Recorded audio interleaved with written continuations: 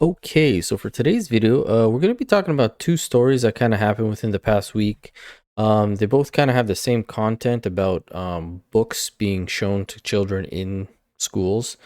Um, Now, it's not the first video that has ever been made about this. Here's another one about a mother speaking out. There's been plenty of other videos of parents, dads, moms, etc. But this one caught my eye because it's a pastor, and I found it very interesting to see how the school board dealt with him as he was addressing this topic. So we'll play a little bit of this. Now there are some, sexual words and all that stuff. So if you don't want to hear that, but yeah. This book here, my name is John Amanchukwu, as I stated earlier. It's called It's Perfectly Normal for Students 10 and Up. This book details all kinds of sexual images, pictures of elderly people nude, pictures of an individual who's in a wheelchair with his penis out. All of these sexual pornographic images are made available and placed at the fingertips of children. And I'm sure, Dr. Cruz, I don't know if you knew about this before you signed on, but hopefully this is something that you can address and deal with, because this is immoral and asinine to allow children to be able to see this.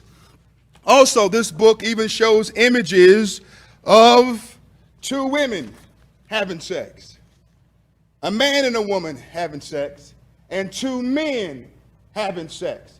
That's not perfectly normal. Who decides what's normal? Is it you? Is it you? Is it you? Is it you? Or do parents decide what should be placed at the fingertips and allowed to be taught to their children in the school system? I'll read some of this for you. It says, after a bit, a person's vagina becomes moist and slippery, and the clitoris becomes hard. After a bit, a person's penis becomes erect, stiff, and larger. Pastor. Sometimes a bit of clear fluid that may contain a few sperm comes out of the tip of the penis and makes it wet. Can we, sir, I'm sorry. Was it something I said? Was it something I said? If you don't want to hear it in a school board meeting, why should children be able to check it out of the school system? All right, so we're going to pause it quickly there. That was great. 100% agree with him on that. If they're allowing these children to pull to sign out books like this, and this is what's in the books and the kids are reading it, then he should be able to recite what's in the book to the school board to address it to them. Now, the fact that they're cutting him off or trying to cut him off from, his time on is kind of crazy. Now, another point, yes, I guess the drawings of, the two women, the man and the woman, and the man being in bed together, performing sexual acts could be considered, I guess, somewhat pornographic. I wouldn't necessarily consider all the other drawings of just different body types and anatomies completely naked, as I guess if you were to look in most anatomy textbooks or biology books, they would have a similar type of image. Obviously not all those different body types from old to fat to handicapped and all that stuff, but they would just have a general man, general woman. But also, yeah, the fact that this book is targeted towards 10 and up, that's a little crazy to me. Now, another thing that he did mention was about how the parents should be allowed or should be able to decide what their kids are learning. And yes, I agree with that, but also I just feel like, why are teachers not sticking to a curriculum? Unless this is now part of the curriculum, but I mean, this says that this was pulled out of the library. I just find it so strange that these teachers are taking it upon themselves to introduce this kind of stuff or add this to their classrooms or their spaces. And it's like, you have a curriculum. That's why you were hired, to teach the curriculum. But he goes on for a little bit more. Let's play that. You see, We have perverts that are perverting our kids. And you all sit back smug in your chairs and celebrate diversity, equity, and inclusion, but you don't want me to read it so you can hear it. Why? Does it bother you? Yes or no? You can't answer that question. You want to know why? Because politically speaking, you can't say that it's wrong. You probably are a Christian man, but many Christians today have become more Democrat than Christian. Some Republicans have become more Republican than Christian. I'm not trying to win an election. I don't get my talking points from the RNC or the DNC. I get my talking points from the Bible, from the Bible. Now, listen, I'm not a big religious guy. I'm not a huge Christian or Catholic or anything like that. But what he's saying is fact. This shouldn't be a political thing. There shouldn't be Republicans fighting against it or Democrats trying to push it. It should just be based on morality. What should we be teaching the kids? What we need to focus on. And this kind of stuff is not it. Now, the reason I wanted to cover this as well as this other story is because there was a teacher in Illinois that had the cops called on her, or police report was filed against her. So I'm going to read a little bit about this. Now, the interesting part about this was NBC and a bunch of other news outlets who posted or wrote about this story included this image of the teacher holding a book. This is not the book in question that is being discussed or, talked about. The book that was actually being talked about is this book. This book is gay. And as you can see here, it's perfectly normal, the one that the pastor just read, and this book is gay, are two of the main books that are being kind of pushed or people having issues with, especially the parents. Now, it goes on to say, Sarah Bonner has been an Illinois middle school teacher for 20 years, and she was always tried to offer her students a diverse collection of books. Which, again, I don't know, maybe it's just me. When I was in school, we had a template of books that we needed to read every year. We had a set, whether it was Shakespeare, whatever the case may be, you had to read those books on the list. Now, the fact that this teacher gets to, I guess, pick whichever ones, that's a little strange to me. But this year, the parent called the police over her book of choice. Started on Monday. She had a book tasting for students. I wanted to give them a smattering of fiction and nonfiction to choose from on a day that we call Reading Monday. Bonner, 42, tells Today, we just read and celebrate books. Now, this lady's only 8 years older than I am, so it's crazy that I'm somewhat within her age range and generation, yet the fact that she's thinking the way she's thinking is a little bit weird to me. One of the books was Juno Dawson's This Book is Gay. It's a best-selling nonfiction book that's billed by its publisher as an entertaining and informative instructional manual for anyone coming out as lesbian, gay, bisexual, or trans. By Wednesday, I received notice that parents had gotten a hold of pictures from the book and that their children had taken in class. By Friday, I was told that the parents had filed a police report against me for child endangerment. Now, to me, that's a bit of a stretch. I wouldn't necessarily say she's endangering the children. I would say maybe she's indoctrinating them or trying to push, her ideologies on them. I don't know. Maybe she does believe in it. Maybe she doesn't. Maybe it was just a book of choice. Who knows? But it goes on to say, the notion that I was putting children in danger because of books, I didn't feel safe. I knew I couldn't go back. Now, I'm not saying that she was putting kids in danger, and from what I was reading later on, nobody really came out and said anything. However, the fact that the children did go ahead, take photos, and tell their parents about it, maybe kind of says something about they were uncomfortable with the book. After listening to her students' question and interest, Bonner structured a curriculum that she said included a diverse library of texts, including books centering Black, Indigenous, and LGBT characters and themes. Again, this I don't think is part of her job.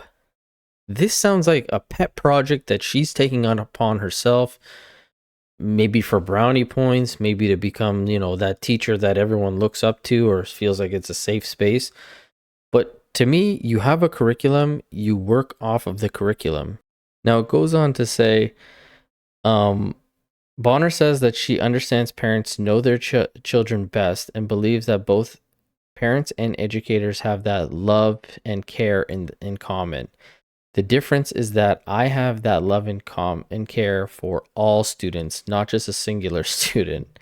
In regards to the book that was challenged in my classroom, it was a message to the LGBTQ plus community in my room and in my district that they are less than. Now listen, I'm all in support of teachers. It's a tough job. I get it. You have 30 plus kids, you got to be the role model, the teacher, sometimes do a little bit of parenting. I get it. It's a tough position. But again, when you start straying from the curriculum or what you're supposed to be doing, and you try to become best friends or buddy buddies, or even over here where it says, my first instinct was the kids. I was known as a safe place. If I am a safe place and I'm leaving, what does that do for our students? These are things that you shouldn't be concerned about, because you should not be the go-to for these children. Obviously at school, yeah, it's nice if they have maybe an adult that they can confide in. But when you start to get these interpersonal relationships or, become buddy and this and that, it's where things start to get all askew. And in regards to this comment about the LGBT community being less than, I don't think it has anything to do with that. In my opinion, it has everything to do with what they're trying to push on the kids. In the previous clip, he's talking about stuff that sounds like what would happen when intercourse is about to happen. Things get engorged, they get lubricated, they get wet, this and that. That's not necessarily gay or bi or lesbian. That doesn't just happen then. That happens in heterosexual relationships. But right here, with this book and these two being a problem, look at an insert from this book. This chapter is about sex. Therefore, it has sex in it. Well, duh. If you are a younger reader and you feel you aren't ready for the finer details of same-sex pairings, then simply skip this whole chapter. However, before you do, I'd like to remind you that we were taught all about straight sex when we were 11 years old during the 6th grade. Yeah, that's when sex ed is introduced, and that's about safe sex. They teach you about anatomy, the birds and the bees, that kind of stuff. The fact that they didn't also teach you what same-sex couples do is nothing less than institutionalized homophobia. That's not true. Straight sex, or sex, it is meant to be done because there's an outcome. It's for procreation. Now, a lot of people might push back and say, well, it's for pleasure and it's for this and for that. Yes, it can be used for that. But the main goal of sex is procreation. Same-sex sexual experiences or same-sex pairings don't accomplish that. Now, again, it's not to say that kids can't learn about that, but not at such a young age. It says straight sex was presented as the norm to make 5% of the population feel abnormal. Well, if you're telling me that 95% of the population has straight sex or sex, then that is the norm. It doesn't mean that the 5% is abnormal. I'm just saying that that would be the norm. Is there something icky about gay sex? Is there something wrong with it? I challenge any politician to discuss this with me. Now it gets political. I will ruin them. This chapter is simply all the stuff teachers should be saying if they want to be inclusive to people with same-sex feelings. This is not what teachers should be teaching at all. If kids have questions, or if maybe parents are questioning, the sexuality of their child, they can talk to them. They can have conversations. Also, a parent could buy this book for their kid rather than having this publicly available for all the kids in the school. Now, another insert in this book talks about this: rimming, licking a butt, scat, eating poo, scissor sisters, strap-ons. Like, why do kids at the age of 14 to 17 need to know about any of this? How is this beneficial to them? Learning about blowjobs and anal sex, like, then talking about great sex apps. There's another insert here: how to use sex apps. Upload a tiny picture of yourself. The app works with your location. The app tells you where the nearest homosexuals are. You can chat with them because they are near. It's easy to meet up with them. And then here, it's giving you quick little excerpts from people who have used these apps. Why are we teaching children this? 14 to 17. And then the other book, It's Perfectly Normal, that's ages 10 and up. This is not perfectly normal to be teaching kids this, because we would have an issue if there was Playboys or Hustlers or, explicitly, explicit pornography in the book or in the library or even in the classroom for regular sex, as the pastor just read an excerpt from that. We don't need to be pushing that. The only time I saw naked people in my classroom was during anatomy, biology. And the only time any kind of other sexual, acts were talked about was oral sex in terms of STDs and educating kids like that. But to talk about how to, do anal or eat poo or I just don't get it. But apparently we're the weirdos for not wanting these books in there. Again, we don't have this kind of stuff where it's explicitly heterosexual stuff either. We don't have Hustlers, we don't have Playboys, we don't have pornography, any of that kind of stuff in the schools, and people are okay with that. But this stuff, because it's under the LGBTQ stuff, is okay. Anyways, let me know what you guys have to say about this, and I'll catch you guys on the next one.